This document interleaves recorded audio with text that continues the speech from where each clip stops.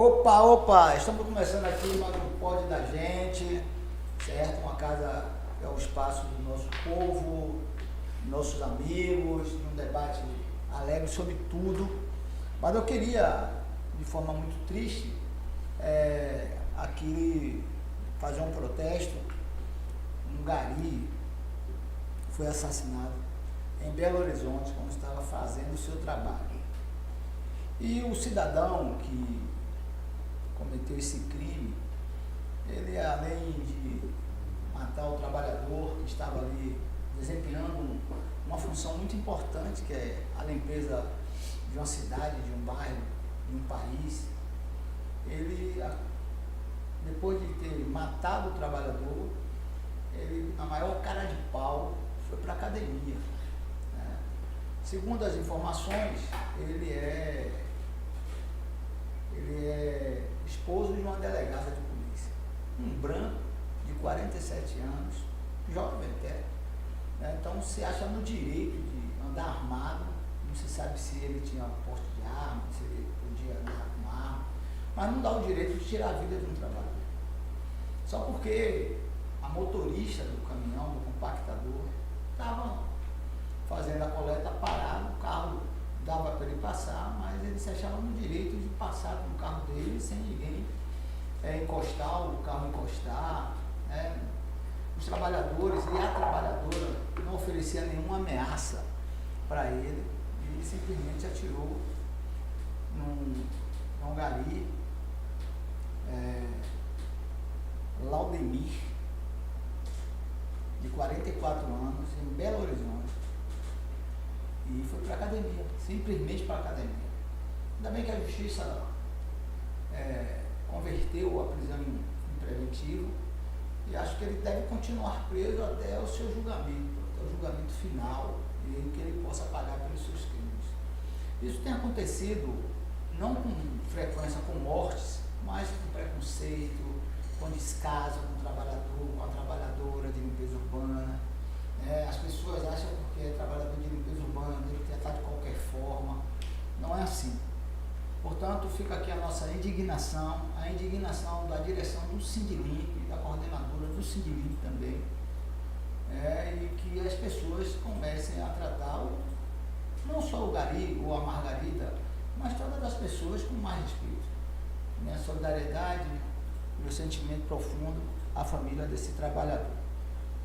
Enfim, começando aqui o nosso programa, a gente vai bater aqui um papo com uma figura que é meu amigo, gosto, mas sabido, deve ser muito sabido, ele não posso vacilar de forma nenhuma com ele, que ele tem seus caminhos, suas ferramentas aí para ir afora. Eu tenho vários causos, como dizem as pessoas do interior, né? A gente também aqui da capital, sobre ele. E hoje ele veio bater um papo aqui no nosso pod da gente, trouxe mais ou menos o herdeiro.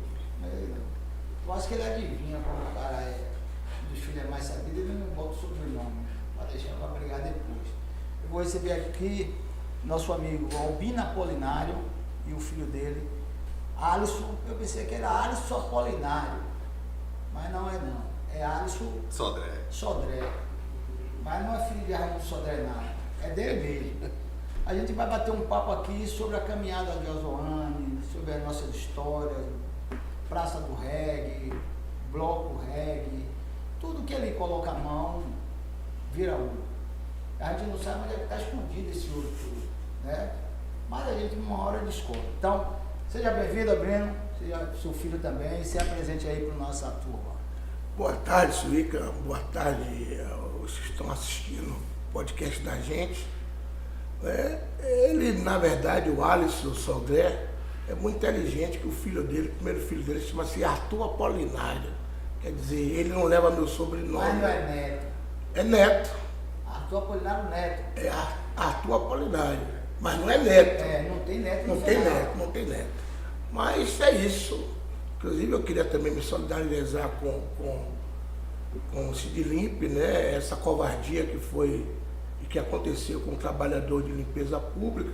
E nós estamos vivendo um momento difícil no país, onde as pessoas, principalmente os que são brancos, eles se acham no direito de ter direito a nos humilhar, nos matar e nos desrespeitar, né? E a gente tem que estar sempre lutando para fazer valer o respeito e o direito que nós temos.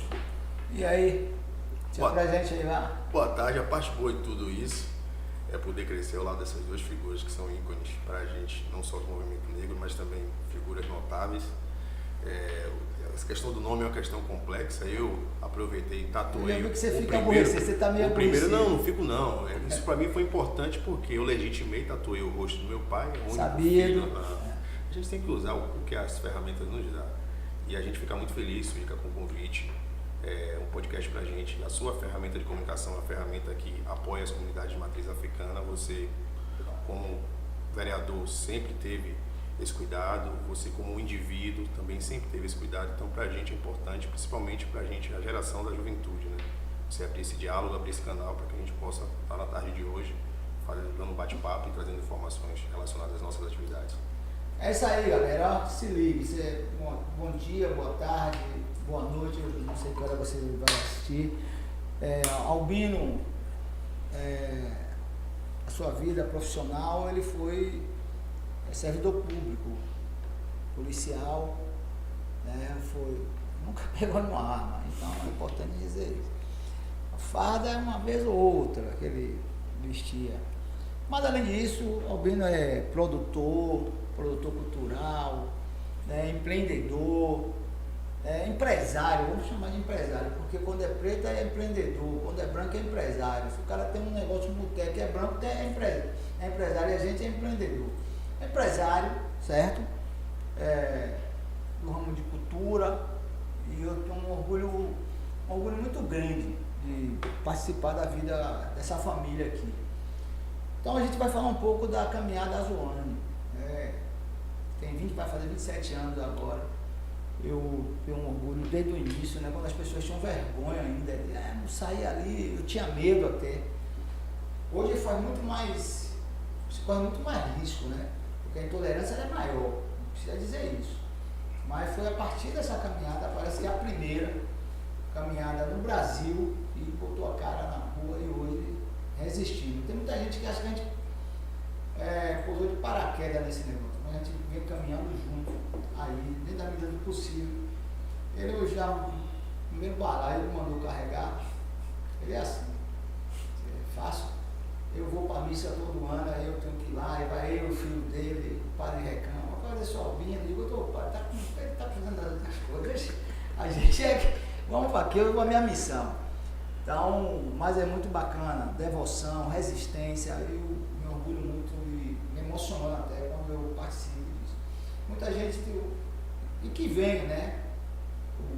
As pessoas fortaleçam, mas acredite nisso. Conte aí, Albino, pra gente como foi a primeira, como foi a ideia, como é que é resistir até aqui.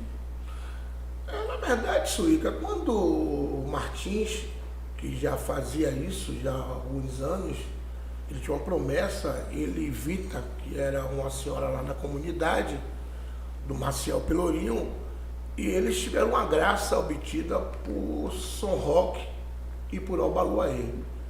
E no sincretismo religioso a gente sabe separar São Roque de Obaluaê e São Lázaro também de Omolu.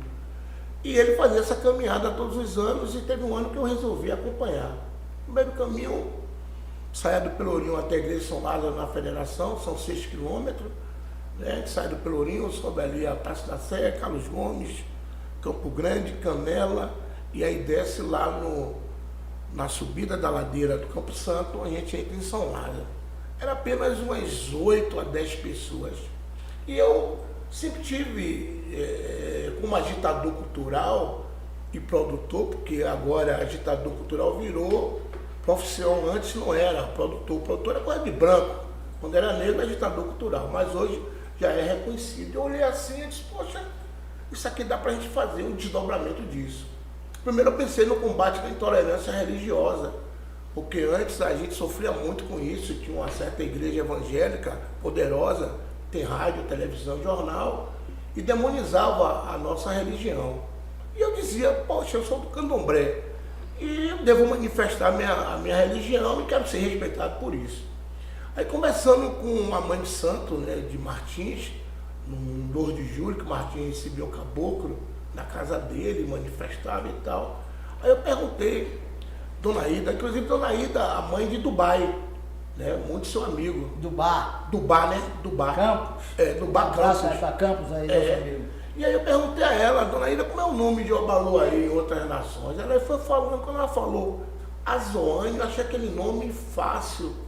Eu disse, Dona Ida, o que é Azoane? Ela disse, não, Azoane é Obalu aí em Geije.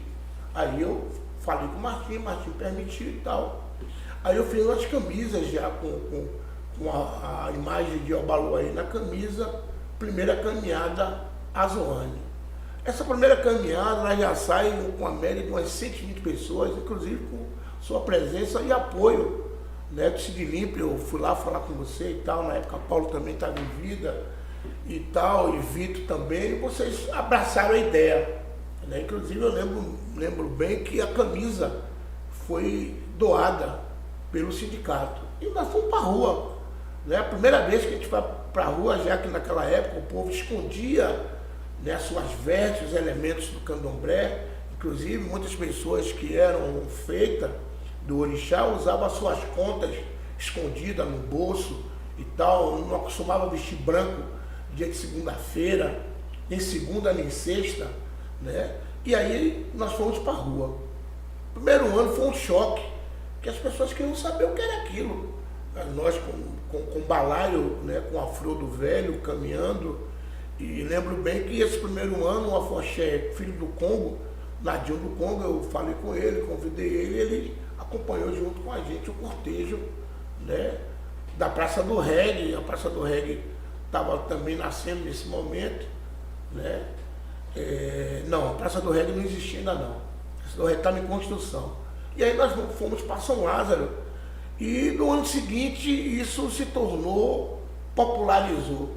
Tanto que no segundo e terceiro ano, já no terceiro ano, os jornais da cidade publicou que a gente saiu do Pelourinho na primeira caminhada a se manifestar na rua da religião de matriz africana, né, naquela data, 16 de agosto.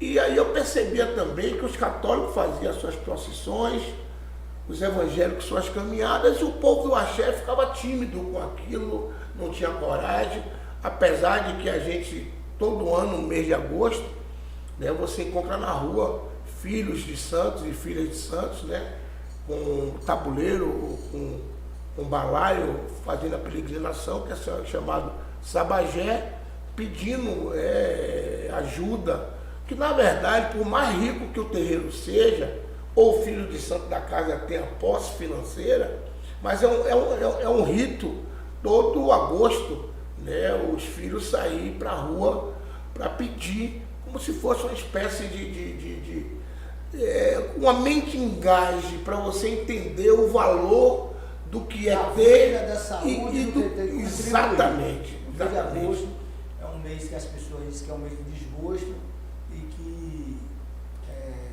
a gente precisa de verdade cuidar da nossa saúde, do nosso corpo. E a Azoane, ele é o orixá da cura, né? Não é da doença, é diferente, é da cura. Inclusive você fez ao longo dos anos uma exposição mostrando detalhes sobre isso. Verdade. Detalhes sobre isso. Então não é só uma caminhada, não é só uma devoção de albino, não é da família, não é meu. Então é levando essa entidade poderosa, potente, que cuida da saúde. Então a gente precisa se orgulhar muito. Aí essa caminhada, Albino separa algumas imagens, tem até umas imagens que a gente vai mostrar. Ele está até bem mais novo, vai ser aquele negro norte-americano, gibista, algo parecido. E estava eu, nessa foto foi que eu pude recuperar, estava eu, meu compadre Edivaldo, estava Paulinho do Olodum, Paulinho, essa foto, mas tem outras fotos também. E a gente, ao longo do nosso bate-papo aqui, a gente vai conversar sobre isso. Hoje eu vou ver que você sempre trouxe seus filhos para suas atividades, né? E hoje nós temos o Alisson, que deve herdar, tem me ajudado muito nesse processo. E aí, como é, Alisson, esse negócio de processo? Porque esse homem é meio difícil, né? Ele dá determinadas tarefas a você. Missões. Missões. O resto, ele fica com ele. Mas como é esse negócio de estar do lado do seu pai, que é uma figura, para quem não conhece, guerreira, que lutou muito para sustentar seus filhos. Cara, quando ele fala de vocês, ele fala com muito orgulho. Isso pra gente é muito gratificante, os filhos em geral, né? Que a gente conhece, são 8 filhos, né? A gente fala isso, a gente brinca muito.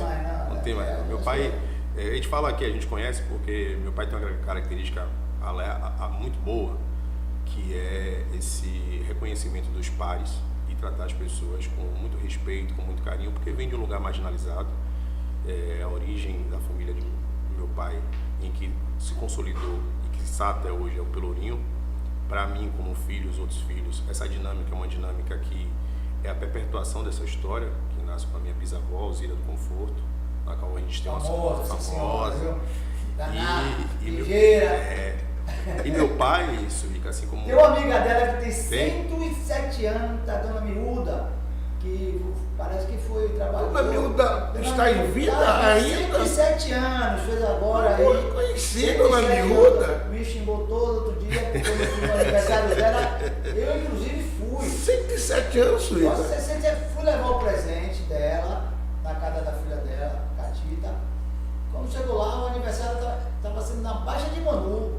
Aí eu não vou lá não. Aí encontrei depois para entregar o presente dela, Dona Miúda. Viva!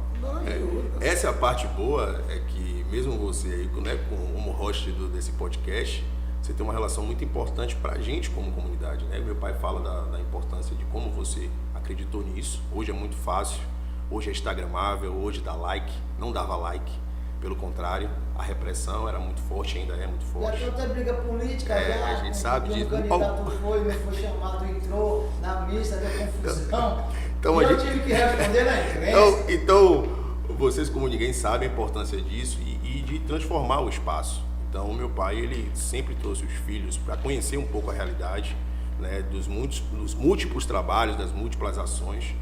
E isso culminou também do fazer e do que eu aprendi dentro de casa, conseguir prestar o serviço para o meu município, para o meu estado.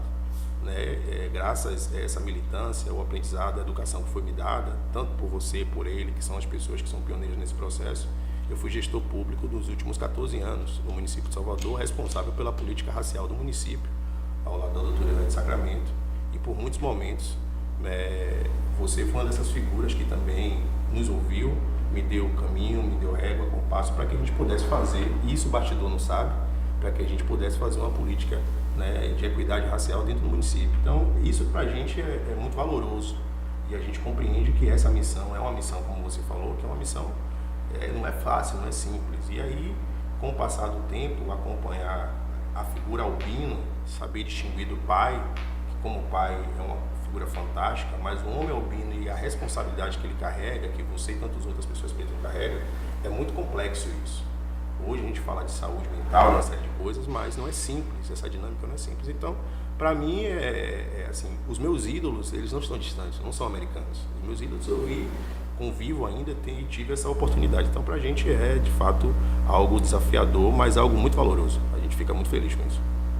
Eu estive no espaço de poder na Câmara de Vereadores, deixei muitos amigos lá. Eu vou mandar um abraço aqui para o presidente Carlos Muniz. E nesse espaço que eu estive, junto com o vereador Moisés Rocha, a gente sempre valorizou isso, né? O que era nosso. Nós levamos lá a caminhada do 20 de novembro, quando o vice-governador era presidente da casa, para poder ajudar. Debates sobre a questão racial, inclusive o Estatuto da Igualdade Racial, do qual eu fui correlator, mas Moisés era o presidente da comissão de reparação, nós aprovamos lá. E me lembro que a primeira, quando já estava em 2014, 2013 mais ou menos, a gente conseguiu um mini trio para dar uma força a a essa caminhada também, na Câmara de Vereadores. Então, aprovamos, fizemos sessões especiais lá com o Albino na mesa. Isso é muito importante, né? Então, eu fui até entrevistado por um jornalista e eu falei, ó, hoje quem cuida da cidade são os vereadores que foram votados. O espaço é vereadores e vereadores. Mas nós sempre fizemos valer e representar. Tem uma história, eu preciso contar, eu estou aqui, mas eu preciso contar logo, para não esquecer. Precisamos fortalecer isso aqui, mas e tal. E tinha duas demandas para a gente. Uma era do Olodum, que era a varanda cultural, e a outra era a caminhada de Zona. E aí eu digo, eu vou levar esse negócio para a prefeitura, tem que bancar esse negócio, o negócio é grande. Aí eu fui, mas eu tinha que levar um separado do outro, eu acabei levando os dois. Albino e levei o pessoal do Olodum para tratar. Lá na dele esperando, o cara, não, Olodum, o secretário lá, não, mas na hora, vamos ver aqui como é que. Não, vai botando. E o Albino aqui, esperando a vez dele, e o cara achando que o Albino era só um segurança. Aí ele resolveu, e ele ouviu, né? O Albino tinha ouvido a trouxa que vinha, né? O tamanho, resolveu na hora. Aí o cara beleza, lá todo mundo foi embora, o Albino fez, a gente. Aí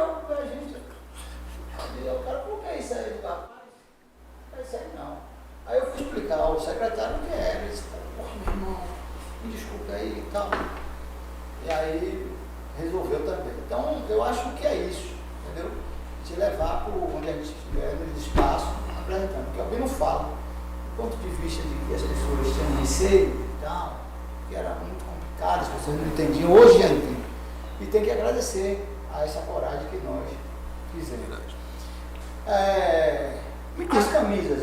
Inclusive isso aí que eu queria complementar, a importância da caminhada, não só pelo processo da caminhada em combate à intolerância religiosa, mas tem muita gente que todos os anos vem agradecer pelo orixá ter beneficiado, né, em algum momento para a saúde, para alguma coisa que eles pedem com fé.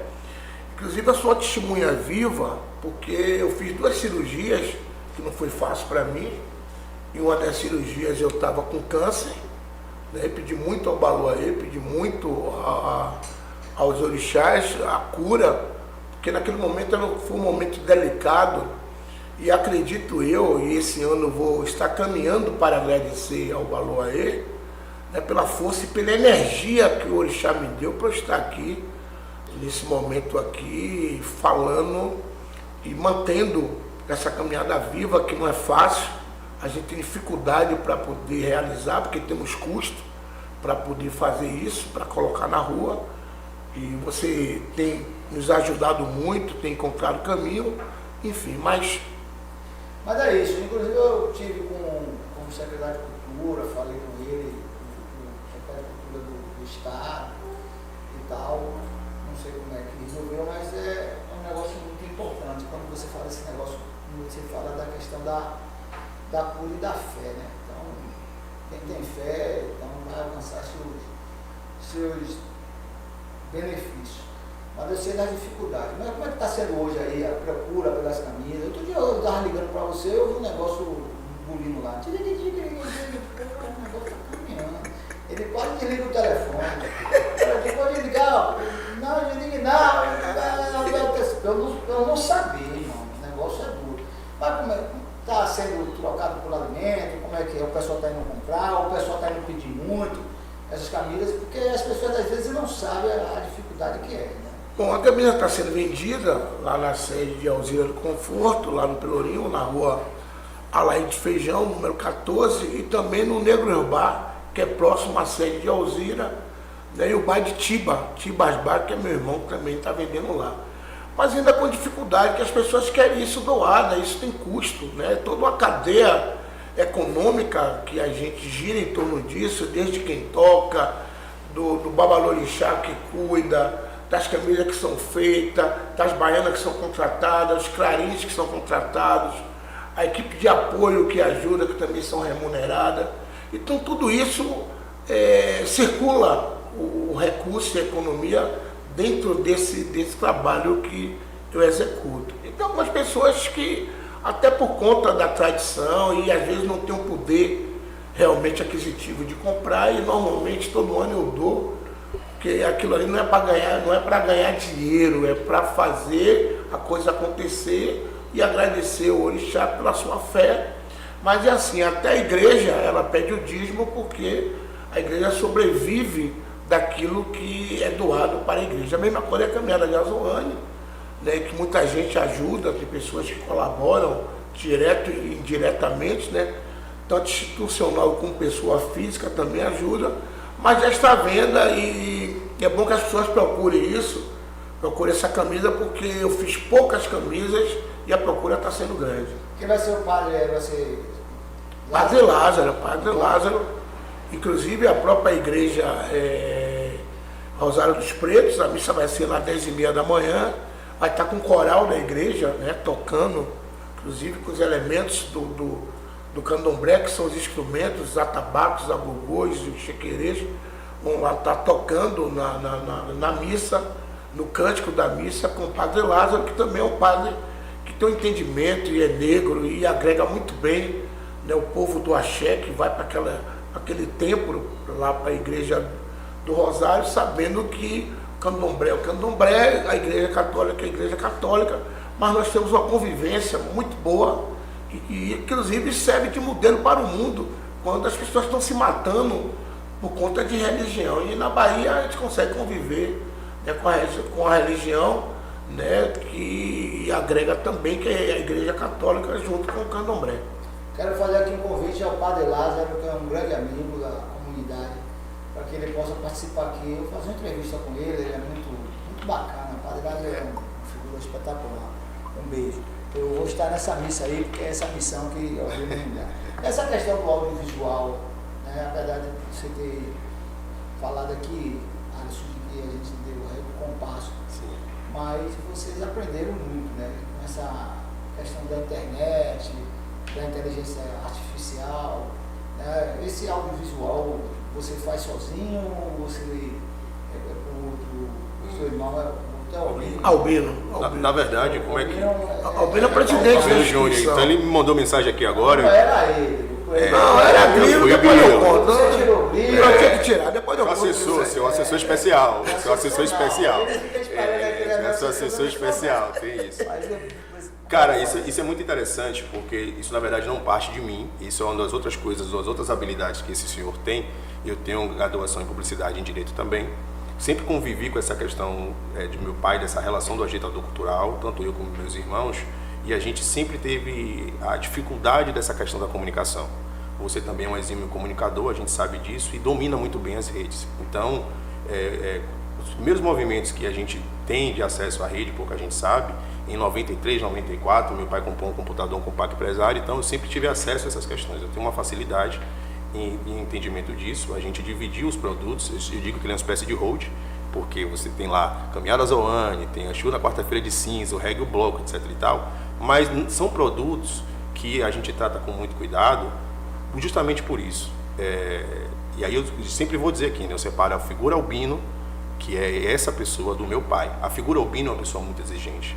A figura albino muitas vezes, e a grande maioria das vezes, você sabe disso, Suica, colocou do seu próprio capital, colocou, né, investiu nisso, colocou e coloca, investindo e acreditando nisso, gerando todo um processo. E as redes sociais, ela de fato é uma coisa para a gente muito fantástica, porque a gente consegue ecoar da maneira da gente aquilo que a gente sente, aquilo que a gente imprime, e as pessoas acabam se conectando com a gente. A gente, os nossos seguidores, eles são orgânicos, a gente tem um impulsionamento das nossas últimas atividades sem nenhum tráfego pago. A gente, a Caminhada Azoane, até agora, em uma semana, tem 40 mil pessoas visualizando. A gente tem uma média diária de 12 mil pessoas vendo. A gente tem hoje várias pessoas comunicando. E a gente mexe nessas redes sociais no período das atividades, porque ainda, infelizmente, é uma ferramenta cara. A gente não tem, de fato, o poder aquisitivo que os grandes parceiros têm. A gente conseguiu, passar esses anos, fazer algumas parcerias com pessoas, com agências, etc e tal, mas ainda sai da cabeça da gente a camisa, o formato, o pensar. Meu pai faz muito laboratório na rua, então isso ajuda, porque ele está ali, ele te ouve, ele pergunta, ele aceita a crítica, ele vai estudar, ele questiona, se vê alguma coisa, dá uma lida nisso aí, mestre, olha se isso aí entra pra gente. Então, ele é essa pessoa. Então, o cara começa a trabalhar, irmão, meia-noite, 3 horas da manhã, daqui a pouco de manhã ele, bom dia, eu falo, pô, irmão, não tô no quartel não. Ele, aí, mestre, como é que tá? Já ligou para seu tio, pergunta como é que tá, Suíca? Eu digo, pô, meu pai, liga para ele aí, que eu vou ligar para meu tio hora dessa. Então, isso, Suíca, hoje, pra gente, principalmente a gente que faz a política racial, ele é muito importante ter um canal como esse. Então, assim, quantos podcasts pretos você de fato conhece com uma pessoa que já foi influente dentro do que fala e tem notoriedade? São muito poucos, a gente não tem essas ferramentas. Então, a altura dessa do campeonato, a primeira caminhada do Brasil, 27 anos, esse é o primeiro veículo de comunicação que a gente está vendo. Se a gente não pagar também o veículo de comunicação, o RP, a gente não tem publicações. Então, isso para a gente é muito difícil, porque a gente não consegue chegar em espaços que, mandados como o seu, como de outras pessoas, institucionalmente falando. Então, a gente teve que se adaptar, a gente teve que criar, dividir os produtos, entender que precisava profissionalizar, e isso que a gente fala dos impactos diretos e indiretos. A Caminhada Zoane, ela mexe com uma cadeia produtiva do Pelourinho do Centro Histórico. 16 de agosto, a gente está numa data que você sabe que a gente compete com a Boa Morte. E a gente coloca 3.000 pessoas na rua. As pessoas não são invisíveis. Nós não somos invisíveis. Então, isso é o tipo de coisa que a gente, até a altura do campeonato dessa, nós que temos que provocar o poder público. Se a gente não mandar o ofício, se a gente não ligar, se a gente não cobrar algo que é para a comunidade, que não é meu, e que inclusive a gente tem trabalhado agora, Suíca, e isso é uma etapa que a gestão da Usina do Conforto, meu pai e todos os outros parceiros, transformar a caminhada em patrimônio imaterial. E isso começou graças ao processo que você fez dos 25 anos da Caminhada Zoane dentro da Câmara. Porque isso é um legado para a cidade. A família faz parte desse processo, mas a gente não consegue, em determinado momento a gente vai precisar de outros agentes. E que é o que acontece. Então, assim, hoje a instituição Usina do Conforto tem o meu irmão Albino Júnior como presidente, inclusive ligou, está vindo para cá agora, mas a composição do corpo diretivo não é familiar. A gente tem figuras importantes dentro do cenário cultural da Bahia, já fazendo parte disso. Fora os conselheiros, que você sabe muito bem, e você é um desses, não só da Associação Usina do Conforto, mas de outros equipamentos. Então, para a gente trabalhar as mídias nesse formato segmentado, com inteligência, não poluindo, compreendendo a dinâmica, a oratória, a retórica, a nossa população ela é muito visual. A gente sabe que a gente tem um déficit educacional muito grande, mas a cultura, a arte chega. Então, essa é a forma de a gente militar, essa é a forma de a gente transformar. E isso é uma responsabilidade muito grande. Então, é nesse formato que a gente faz, mas ainda assim, todas as peças, o processo final, ele faz questão de acompanhar. Muda a cor, muda uma coisa, mestre, isso aqui não está legal, vamos lá, e a gente trabalha nessa perspectiva. Bom, fala aí, Albino, a programação para a Usina do Conforto, para a Zoane, qual vai ser toda a programação. Vai falar um pouco dessa figura que é o nome da instituição Usina do Conforto, que você, sua mãe você fala muito bem, mas da sua avó você tem um determinado carinho. Então, eu queria que você passasse para a gente aí a programação da Usina do Conforto, e depois falasse um pouco dessa senhora que marca a sua vida. E depois tem outros eventos, outras ferramentas que você construiu ao longo da sua vida, que a gente vai também dar aqui um corte. A programação da caminhada, às 5 horas da manhã a gente faz a alvorada, às 5 da manhã, às 10h30 tem a missa na igreja do Rosário dos Pretos, meio-dia tem um ponto de concentração e o padrinho que nós fazemos para Exu. 13 horas a gente faz o xirê e a partir daí a gente caminha até São Lázaro, saindo do Pelourinho, pegando a Carlos Gomes, Praça da Sé, Carlos Gomes, Campo Grande, descendo ali a Canela e segue para São Lázaro.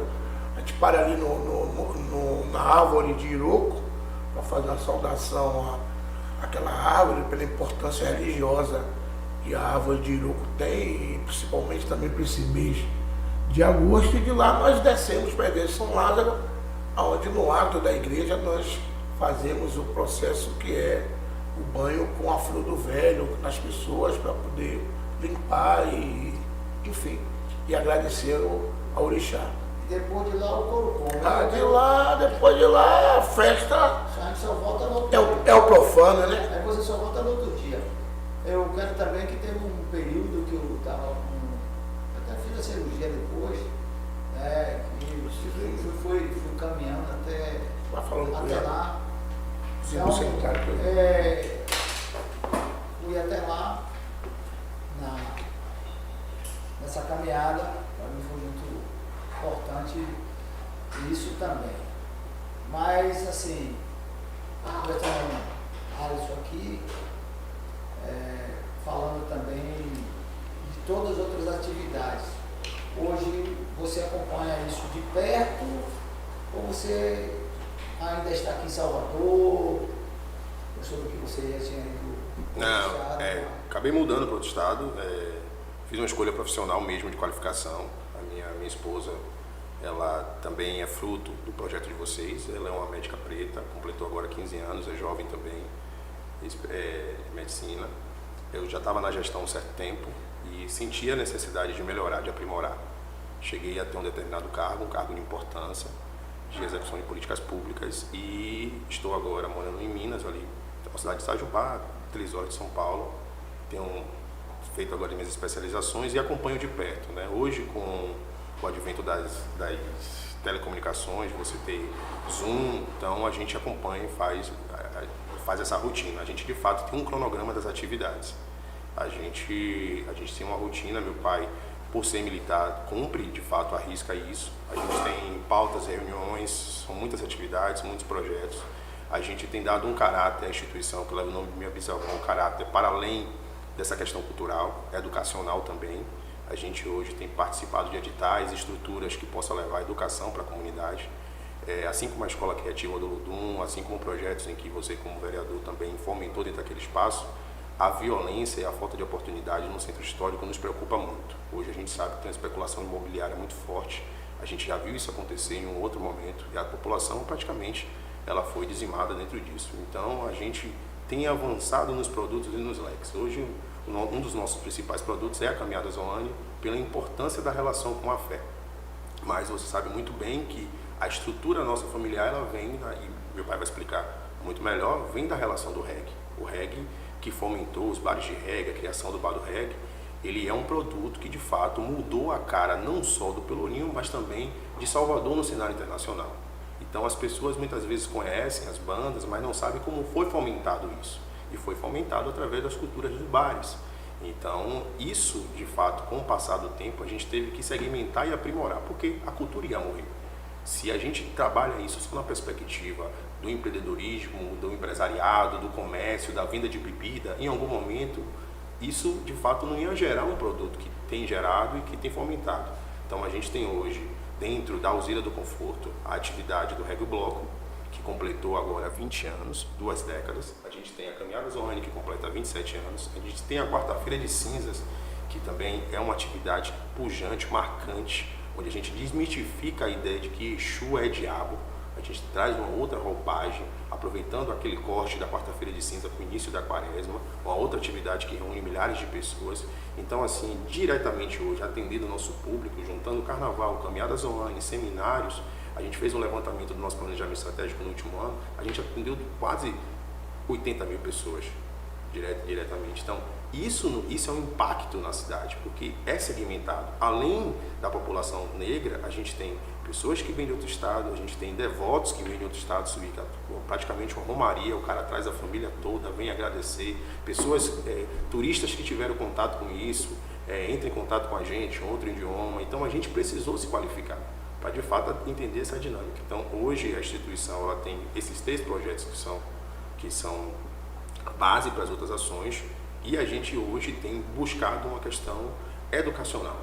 A gente entende que se a gente não conseguir entrar com essa questão educacional, seja ela através do lúdico, que deu certo, ainda é uma ferramenta, que seja através, né, da questão também do digital, a gente vai se perder nesse processo. Então a gente tem trabalhado nessa atmosfera aí. Com isso eu quero mandar um abraço aí à turma do GAP, Grupo Alerta Pernambués. Quando a gente fala de educação, de cuidado com as pessoas, do social, a gente sempre inclui a questão da educação. Então me orgulha muito lá no GAP, todas as atividades, mas assim, um reforço escolar, o curso de inglês, cuidado com os idosos, o esporte, que é o karatê, que é o boxe, uma série de atividades que nós temos. A cozinha solidária, é fantástica. São 300 quentinhas por dia lá, atendendo a comunidade pernambuense. Estamos nos esforçando para abrir uma outra. O GAP agora, no seu prédio próprio, na Baixa de Manu, já vai começar suas atividades também lá embaixo, com zumba, com pilates, com reforço escolar. Então é isso, cuidar de uma comunidade não é fácil, né? Eu sei muito bem disso. Aparecem algumas figuras, uns palhaços, dá para fazer algumas coisas, mas cuidar é o que a gente faz. É o que o Zelo Conforto faz no Pelourinho, é o que a gente faz também em outras comunidades, certo? Então, Alisson falou aqui de diversas coisas, que às vezes nasceram, essas coisas nasceram de fato como lúdico, né? Vamos lá. E não é como lúdico, mas o reggae eu fui para manter a resistência. Todo mundo gosta de dançar um reggae. E a gente debatia com alguém, né? Vamos fazer um show de reggae, os caras não gostam nem de pagar. É como hoje. Aqui, a camisa, o cara não quer pagar. Mas assim você tem a República do Reggae, todo mundo se esforça igual. Mas sempre a gente se reunia ali. Eu sei quando tinha a Praça do Reggae, eu ia muito. Eu estava lá, aí a Manaia, as bandas, era difícil, né? As pessoas dele. Mas aí vinha outro, uma banda cara, que é caro. Mas alguém não resistiu ali, né? Começou no bar dele e tal, foi resistindo até ter a Praça do Reggae. E hoje a gente passa por uma dificuldade muito grande, né? Da reconstrução, vamos falar assim, da Praça do Reggae. Né? A gente precisa, de fato, que o Estado possa resolver. E eu já conversei isso com o secretário Bruno Monteiro, na última agenda que eu tive com ele, falei com ele. E falei com ele da importância disso, né? Da importância da Praça do Reggae para nós. Pode até alguém olhar assim e dizer, olha, esses caras, o regueiro não tem o que entregar. Tem sim, tem a resistência. E ele se comprometeu com a gente, mandou te dizer que essa é uma pauta que ele vai levar para o governador, é uma pauta que ele vai debater com o governador. Sei que outros parceiros, como Marcelo, Mendes, Manga, mandar um abraço para essa turma jovem aí que entende isso. Mas o secretário ele pode sentar com o governador e a gente aqui vai estar fazendo um apelo. Mas eu quero também que você conte, né, dessa sua resistência, dessa sua insistência, né, e a gente enfrenta outros parceiros, outros inimigos, né? Ninguém quer que a gente ande. Então, estar unido, na verdade, fica fazendo de um lado para levar os louros. A unidade é que vai nos levar mais longe, não é a separação, né? A gente precisa, às vezes, separar para poder unir. Então, mas nesse momento é a unidade que vai nos levar mais longe. Mas não conta também essa coisa não, assim, viu? Essa coisa da nossa resistência com o reggae. Na verdade, Suíca, eu volto a enfatizar de novo a figura da minha avó Alzira do Conforto, né, Dona Alzira, e por que eu falo mais de Dona Alzira do que de minha mãe Iraci Oliveira Leão. Empresária, sua avó é empresária, fantástica. A minha avó, sua avó, uma mulher negra analfabeta, quem conheceu chegou de Terra Nova na década de 40, perto de Teodoro Sampaio, vendendo fato na cabeça, mercando óleo conforto. O primeiro slogan dela é esse aí, óleo conforto. E naquela época quem comia vísceras, né, hoje virou prato tradicional, mas era pobre de marredeci. Né? E minha avó já vendia isso lá na esquina ali do Solar do Ferrão com o Teatro Miguel Santana. Na década de 50, minha avó resolve abrir um restaurante, né, lá na rua Gregório de Matos, número 15. E minha avó começa a prosperar com esse restaurante, ao ponto, e minha avó tinha uma clientela muito grande na época, que o centro econômico de Salvador ele se resumia e se concentrava ali naquele eixo, Rua Chile, Praça Castro Alves, ali você tinha a governadoria, a Câmara, né, e a Assembleia, e tudo se resumia ali no centro da cidade. Então minha avó prosperou com isso. No final da década de 50, minha avó tinha um heroíris e um chofé. O quê? Um heroíris e um chofé.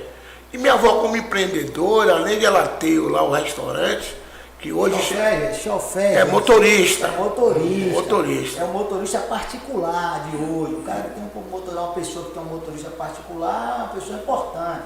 Mas naquele tempo chamava de chofé. É a mesma coisa que ele, talvez vai falar aqui, comprou um prédio lá no Pelourinho e pagou na valsa. Peraí, a valsa depois... era fiado, parcelado. Hoje é parcelamento, mas era na valsa. Na confiança.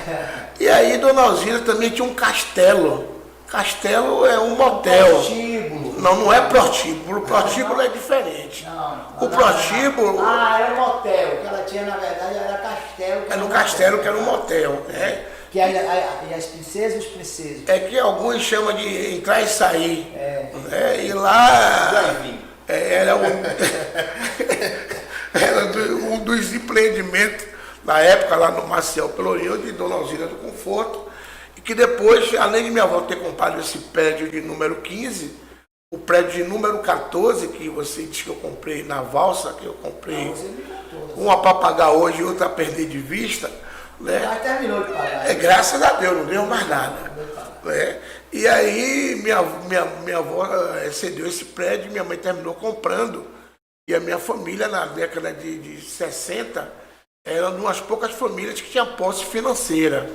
Mas aí, com a vinda da ditadura militar, 64, e depois em 70, o AI-5, aquilo ali se transformou em uma zona, né? Ruim, um lugar que era o pior lugar do mundo, e a economia do Salvador migra para a região do Iguatemi, né? Sai aquelas lojas Lope, Duas América, Mesbra, todas essas lojas de posse vêm para aqui para o Iguatemi. E o Pelourinho passa a ser o lixo e o depósito de lixo humano da sociedade, e a gente perdeu tudo. A gente dormiu no luxo, eu me lembro com 12 anos, quando minha mãe vendeu o prédio que Deus me deu a oportunidade de comprar, o fiado na valsa, mas que hoje eu sou proprietário junto com a mãe de Alisson, Luciene, e que nós perdemos tudo. E aí fomos para um prédio abandonado, onde minha avó invadiu, na Rua João de Deus, número 32. Na época, invasão. Hoje a gente tem uma consciência política que é ocupação. E nós terminamos indo para esse prédio. Né? E lá minha mãe abriu um negócio chamado quitanda, que até então era chamado cacete armado. Era um negócio que você fazia com quadrado, cobria e botava lá o nome quitanda. Aí vendia medida de sal, medida de deu medida de sal aí, de óleo, né, 100 gramas de açúcar. Isso já tem mais de 50 anos, né? De farinha. Exatamente. O nosso povo era paupésimo. E aí eu resolvo. Uma medida de óleo. Medida de óleo, que situação, velho. E quando a gente comia carne de sertão, que tinha que tampar a panela para o vizinho não sentir o cheiro, que só comia carne de sertão, que era pobre de marredeci. O bacalhau também era pobre de marredeci. Não de bacalhau não, que tem um negócio na história aí. Não é bom para você não. Esse bacalhau tudo certo. Mas aí eu levo a música reggae para esse quitanda, né, de minha mãe, quitanda Santa Bárbara, né, essa quitanda, cantina Santa Bárbara. Minha mãe me dá uma grana para comprar um disco de Dicró e eu levo para o Marley. Eu tinha ouvido esse som num bar de um amigo, Nivaldo, casado com a italiana, e lá ele já tocava música de fora do país. Eu vi aquela música, perguntei quem era, ele disse que era Bob Marley, eu nunca tinha ouvido falar. Eu tinha ouvido falar em Bob Dylan e resolvo levar isso lá para o bar da minha mãe. Quando eu chego no bar da minha mãe e começo a tocar essa música lá, minha mãe me pede para ouvir. Minha mãe aí questiona como é que eu gasto o dinheiro dela para comprar um disco, que naquela época era vinil, uma figura com cabelo de maluco, que era o Bob Marley, LP, que é o dreadlock, só que usava na época quem tinha problema mental, e do outro lado do disco saiu um pé de maconha da terra, que é o LP, o vinil Caia. Mas aí tá nascendo o Olodum, em 79, O Gandhi também está ressurgindo com Gilberto Gil, que grava a música do Gandhi, que grava a música do Iliaê. E o Pelourinho começa a ser frequentado. O movimento negro também está nascendo em 79. A Terça da Bênção, onde os caras se encontravam ali na Cantina da Lua, era o Correio Nagô. Naquela época, ainda ditadura militar, os caras se encontravam ali para poder... Tem muito prejuízo ao final do Tunico. Tonico com aquele churrasco dele, que Deus o tenha, rapaz. Para comer, se saía para pagar na outra semana, ou comer depois. Mas, e aí eu levo essa música e tiro a minha família do lixo para o luxo, tocando reggae, no bar do reggae, no Pelourinho, o que motivou os outros bares daquela rua João de Deus, que era o Maciel de baixo, não minto, o Maciel de cima, que os bares tocavam ainda música brega, porque o processo ainda do Pelourinho antigo ainda estava, né, em evidência. E aqueles bares começam a tocar reggae também, o povo começa a descer da Terça da Bênção para esses bares. Pronto, aquela rua ali virou um movimento de música reggae, com os bares tocando, vendendo muito, enfim. Então, o reggae tem esse poder. E depois eu abro, minha mãe faleceu, meus irmãos, a gente começaram a divergir em algumas coisas do ponto de vista da música reggae. Eu abri um bar, Negros Bar, também tocando reggae. Foi o primeiro bar a tocar videoclipe. Naquela época ainda era fita VHS, o chamado videocassete. Eu tocava com uma televisão 20 polegadas. Quem tinha uma televisão 20 polegadas em casa era quem tinha alguma coisa. Até televisão para comprar naquele tempo era difícil. Até para comprar no carnê você tinha que ter um fiador para pagar em 24 vezes. Fiador, senão você não comprava. E aquilo tomou corpo, né? Já com a reforma do Pelourinho, o público começou, e a CM saca, né? Quando a classe média começa a frequentar o Marcel Pelourinho, e ele tem uma sacada de reformar aquilo ali, e com a reforma daquilo ali, o bar do reggae explodiu como um bar. A gente tinha uma vendagem muito grande, de noite eu vender 100 caixas de cerveja, 200 litros de cravinho, uma dose na noite. E o Negros Bar leva parte desse público para o Negros Bar, onde eu associo o surf com reggae. Então a galera da classe média e classe média alta gosta de reggae, que é surfista e tal. Bom, o Negros Bar também bomba. E o Negros Bar, Suíca, ele nasce com a rejeição dos meus vizinhos clientes, meus vizinhos também ali como comerciantes, no fundo daquela Praça Pedro Arcanjo. Eu participo de uma reunião e eles me discriminaram por duas coisas: pelo fato de eu ser negro e depois de eu ser oriundo do Maciel Pelourinho. Eu disse: vocês não me querem não, né? Vou botar o nome Negros Bar para incomodar. Eu botei o nome Negros Bar. Negros Bar hoje, o Pelourinho, o Negros Bar hoje é um bar de preto mais bem frequentado do Pelourinho. É o Negros Bar. Você vai chegar no Pelourinho, você vai encontrar a moçada lá, do movimento negro, do movimento cultural, do movimento de teatro. Então você vai encontrar os fofoqueiros. Os fofoqueiros também, né? Os fofoqueiros lá. Tem que ter. Só que os fofoqueiros saíram de lá do bar da Laís, do Feijão, foi pro seu Negro Bar fazer fofoca da vida dos outros. Eu não vou citar aqui nome não, mas... Inclusive, não é Jorge Rocha, Jorge Rocha também vai muito lá. Ele. Banco de Teatro Lodum. Culinária cultural. E ele fica ali naquele meio, porque dali é que ele tira o roteiro. É o laboratório, filme, né? O laboratório do filme e das peças teatrais. Então, aquele negócio de ó, ele fica ali com o gravador, ouvindo as conversas da gente. Ele foi repórter da gente, no nosso programa de TV, da TV Baiana. Ele fazia sucesso lá, fazia pura massa, viu? Mas a peça dele você não viu não, né? Não viu. Isso aí é que nada. Esse negócio não. Aí eu tô vendo aí se a gente volta aí pra TV. Legal. Mas é isso, né? Agora tem a Praça do Reggae, que a gente precisa revitalizar. A gente não.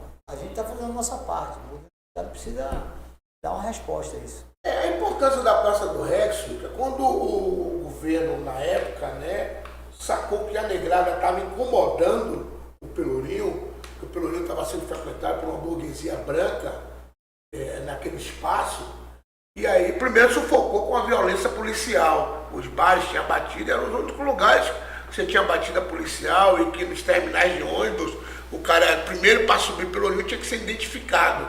Se ele não tivesse documento, ele não subia para o Pelourinho. E quando isso aconteceu, né, aí o Estado pensa na Praça do Reggae como um ponto, né, de confinamento e de exclusão, Baixo Pelourinho, desse público que frequentava ali o Pelourinho, os bares de reggae e tal. Então, eles não acreditavam que a gente tivesse capacidade de administrar a Praça do Reggae. Então, a Praça do Reggae, os bares vão para lá, são 3 bares. O Bar do Reggae, o Cravo Rastafari, de Wilson, e o Negro Bar, né, meu e de minha mulher. Eles não acreditam que eu tivesse a capacidade de administrar aquilo ali. E eu administrei com maestria, levei o cortejo afro para ensaiar lá na Praça do Reggae, onde Arnaldo Antunes, Caetano Veloso, Gilberto Gil, vários artistas do cenário da música brasileira passou por ali. Lino de Almeida, que Deus o tenha, o saudoso Lino, tinha um programa de reggae, arrasta reggae, ao vivo, tocando em toda a cidade de Salvador e na região metropolitana. E lá passou vários ícones do reggae, como Gregor Isaac, Maxon Romeu, Lord Park, Dennis Brown, Edson Gomes, Adão Negro, Cine Calmon. Então aquilo ali ficou um lugar bacana, né? Inclusive a banda Israel Vai Brecht foi a primeira vez que um Pelourinho entrou, a Limousine, os caras paraplégicos da banda Israel Vai Brecht, e parou lá na Praça do Reggae, porque lá era o local da coletiva de imprensa dos artistas de reggae que vem hoje para a República do Reggae, que já vinha naquela época, né, para fazer show com Estácio, e que movimentava já o cenário musical da música. Você deve lembrar disso, que o Costa Verde Tênis Clubes, né? Aconteceu vários shows internacionais lá, naquele lugar. Então, e a cadeia econômica que aquilo gerou, a Praça do Reggae, né? Com os ambulantes, com os taxistas, com os baianas de Acarajé, os hotéis, que vinha muita gente de fora, né, de outros municípios, para a terça-feira de bênção, para ir para a Praça do Reggae. Então, a importância daquele lugar e do retorno da Praça do Reggae com a reconstrução, quem está lutando muito para poder aquilo ali acontecer. O deputado Valmir Assunção conseguiu uma emenda parlamentar e colocou um dinheiro lá no IPAC para a reconstrução daquilo ali. O Luiz Carlos Suíca, quanto vereador, lutou muito, né, a favor da Praça do Reggae, tem lutado muito junto ao secretário de Cultura, né, e o diretor do IPAC. Então, aquilo ali, quando de fato aquilo ali voltar a acontecer, né, com a reconstrução, que vai vir um lugar mais modernizado, com sala, museu audiovisual, com estúdio, porque as bandas não têm lugar, não tem gravadora e tem dificuldade em gravar seu material. Praça do Reggae terá um estúdio musical. Praça do Reggae também vai ter um mirante, que é o fundo da Praça do Reggae, dá para a Baía de Todos os Santos. Vai ter um espaço para pocket show, vai ter um espaço também para um bar café liê, onde você vai poder à tarde tomar um café, tomar um chá, comprar souvenir de reggae, comprar livro, enfim. Então a Praça do Reggae vai ser um espaço de música, arte, cultura e culinária. E música preta, porque tem dias específicos para o reggae, e nos outros dias você vai poder trazer outros gêneros musicais negros para tocar naquele lugar. Então, Praça do Reggae, a gente precisa voltar a reativar aquilo ali para que tudo isso venha acontecer. Bom, Breno, chegando no final aqui do nosso bate-papo, quero te parabenizar sua família, seus filhos, que são uma figura importante, são figuras importantes aí na sua caminhada. O carinho que você tem pelos seus filhos, da mesma forma que eu tenho pelos meus e as minhas. Quero aqui parabenizar a dona Lu pela administração, de ter tomado o derrubar da sua mão, porque você não tinha mais condições de cuidar de tanta coisa, né? Então a dona Lu vai e diz que eu administro aqui. Então, bom, aliás, eu vou trazer a dona Lu aqui para contar uns casos aí, né, aconteceu por lá. Então, parabenizar ela também, tem administrado a cozinheira de mão cheia, certo? Um administrador de mão cheia, trata todo mundo, sempre com um sorriso no rosto, né? Não tem. Mandar um abraço para o Empatibas, né? Que a Alpina também tem agora inventou aí um negócio, caminhada do Tiba, não é? Tibas Fest. Tiba Fest. É um negócio espetacular. Um dia eu fui noivo, né? É o segundo ano teve esse ano, teve agora. Foi o segundo ano. No primeiro ano eu fui noivo. Né? Como sempre pioneiro, né? Pioneiro, eu sou sempre primeiro. Sempre pioneiro, né? Fui noivo, me largou e aí teve Tiba, aí teve esse ano de novo. Esse aí foi Marcelo. Marcelo Espírito Santo. Mais tímido, né?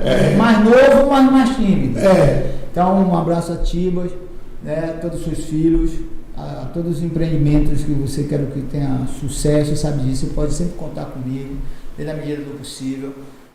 Nem falei, eu liguei para ele aí no início de agosto, me lembrando da atividade, né? Da minha obrigação com ele. Ele aí já me tratou com ignorância. Eu disse para ele. Ele vai para saber como é que tá você e tal. A câmera dele disse, tá bom, tô aqui, de braços abertos, esperando você, ó. Saudade. Ele falou mais manso. E aí, eu digo, não, vou chegar, calma, rapaz. Não, porque, segundo ele, o povo já estava aborrecendo ele, querendo. O povo estava trocando por sal, não foi, irmão? Por açúcar. Não, até orgulho. Não, levaram outro dia aqui, eu disse, não, parei. O povo está dando muito açúcar. E nosso povo... A gente conseguiu um apoio financeiro, aí fizemos uma ação solidária, onde a camisa seria trocada por alimento não perecível. O cara traz açúcar, velho. E o povo com... Os idosos já, como pode açúcar, sal. Açúcar e sal. Açúcar e sal, o cara, pô, com o açúcar lá em cima.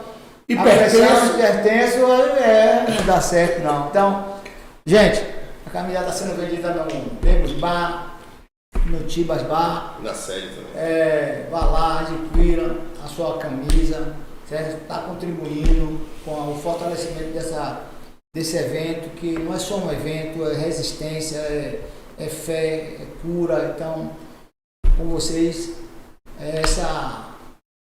pode chegar junto lá que você vai estar ajudando. Deixar com vocês aí seu recado final, né? Para chamar o povo para nossas atividades, que não é só a Zoane, tem tantas outras aí para nos ajudar.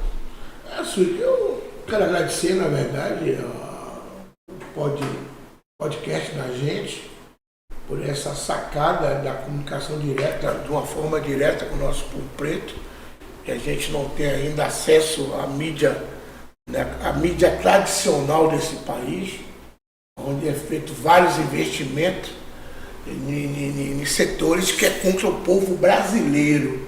É importante dizer isso, né?